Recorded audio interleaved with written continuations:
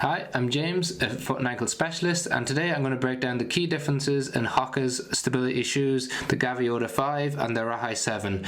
So yes, they're stability shoes, but they have different features within them. They're supposed to provide different functions depending on the type of activity that you're doing and the amount of stability that you need underfoot.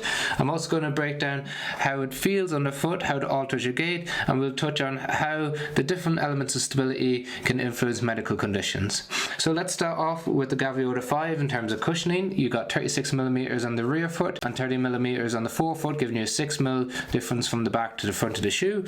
Then in the Arahi, you have a little bit less cushioning. You've got 34 at the back of the shoe and 29 at the front, giving you a 5mm drop. So a slightly different drop, and it's much lighter, coming in about 272 grams for men's 9 US versus about 310 grams in the Gaviota 5 for the same size. As a result of having that extra weight, you have more stability features in the Gaviota 5, which we'll touch on, but before that you can see that the cushioning is completely different in both shoes.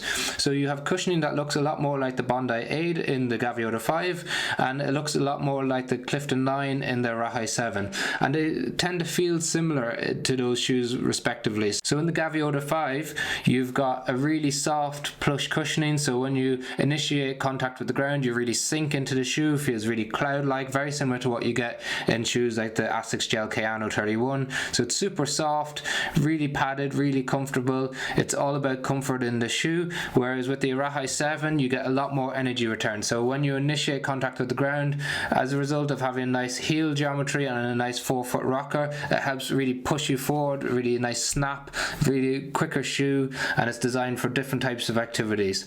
In terms of the stability, you've got the J frame in the Arahi 7 and you've got the H frame in the Gaviota 5. So the J frame runs like a J underneath the back of the shoe and up all along the inner aspect of the Arahi 7, and that provides stability by having more resilient cushioning on that inside aspect of the shoe. So basically it doesn't compress as easily as the rest of the cushioning on the shoe.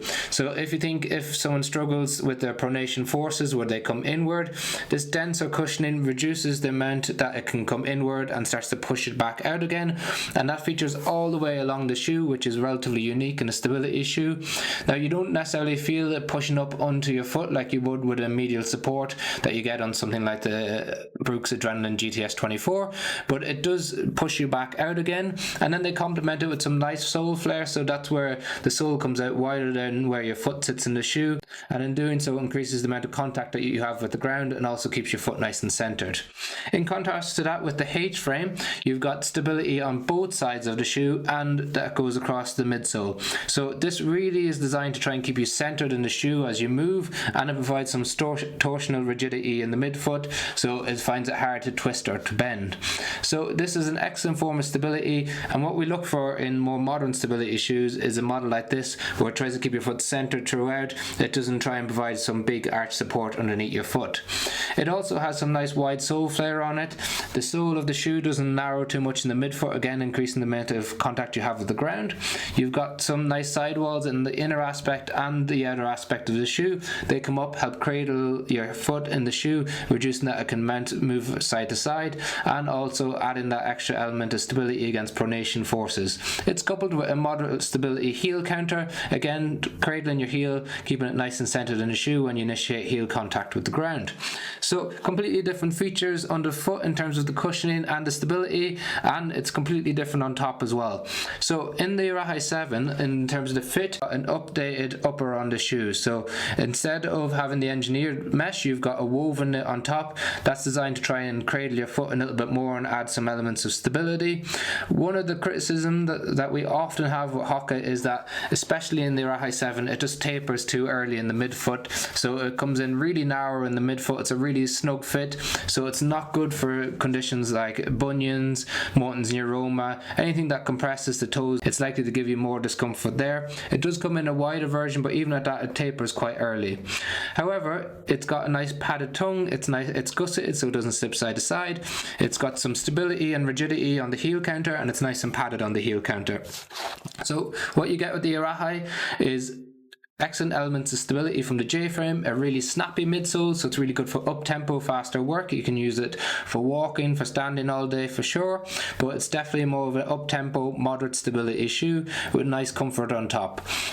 Whereas with the Gaviota 5, they made a complete overhaul compared to the Gaviota 4. They've really widened the toe box, so you can see it's nice and broad. So if we compare it to the Arahi 7, you can see these are the same size but in a normal width, and the Gaviota 5 is substantially wider than what you get in the Arahi 7. So they've made a massive difference to this. There's loads of space for your toes to display in the toe box, which is great. It does taper a little bit, but not as much as what you got in the previous model. It's got an engineered mesh on top. It's got a gusseted tongue that's padded as well, and it's got loads of padding around the heel counter. So this is a maximalist stability shoe with max cushioning. So it's really nice and stable, really comfortable. If you're happy to sacrifice the weight, it's really good for recovery runs, for long distance runs, but it's not so good for up-tempo fartlek work that you could do in the Arahi 7. In terms of other elements, things to be aware of, having the J-frame on the inside of the shoe can be helpful for conditions like posterior tibial tendonitis. Having the H-frame adds stability and keeps your foot centered and can be more useful for conditions like perineal tendonitis or perineal tendinopathy. If you've got any questions on either shoes, please leave them in the comment section below. We have links to both shoes in the description. If you purchase through the links, it's really helpful to help fund the channel. It doesn't affect the price of the shoes. If that's not an option that you'd like to pursue, if you just like, share or subscribe to the channel, that also makes a huge difference to us. Thanks very much for watching.